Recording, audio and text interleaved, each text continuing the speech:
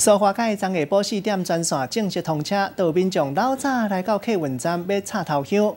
一个通车了后，为苏澳到花莲，拢总长度38公里八，塞车干那塞1点半钟就会当行脚到。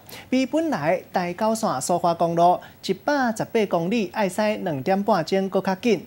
道民众认为讲安尼可能会塞车。 学者嘛提起讲，新正年这段时间塞车可能会塞较真正力，可能就要塞8点钟。交通部是讲，本来旧路也是会当行，会当加减分一寡车流。通车了。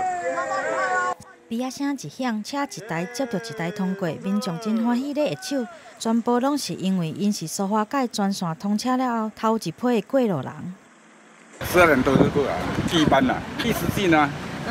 是啊，以后没有了。第二台啊，对，没有赶到头香这样子，很可惜了。我昨晚在这来才依然准备的。民众拢足欢喜的，有的人已经等过6点钟啊，阁有人一透早就对外县市赶来宜兰，就是为着要等这个时阵。除了家己塞车的民众，阁有北华线客运的业者，伫咧6号下晡3点10分开出头班车，嘛声真侪民众抢要坐。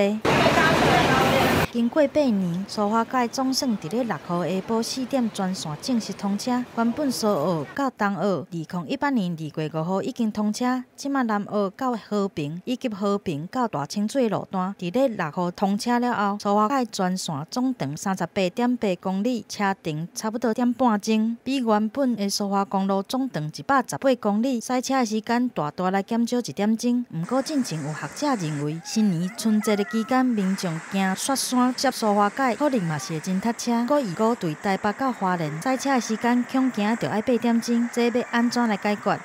新的路网完成，难免一开始有些不适应。原来的苏花公路也还是可以使用，只是我们会做一些分流。强调原本的台九线苏花公路嘛是会当通行，分流的制度应该会当疏解车流。到底是毋是会出现塞车的问题，就要等考验。啊，若苏花改专线通车了后，交通部搁再来设苏花公路安全提升计划，行政院嘛已经同意啊。未来苏澳到花莲塞车时间目标会当搁来减少1点钟，要互民众来去花东有搁较省时间、搁较方便的路。